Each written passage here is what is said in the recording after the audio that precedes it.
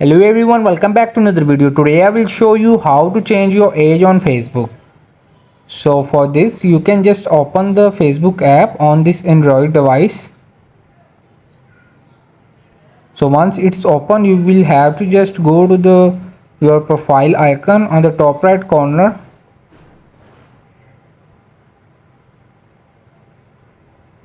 And you will have to just click to the settings and privacy.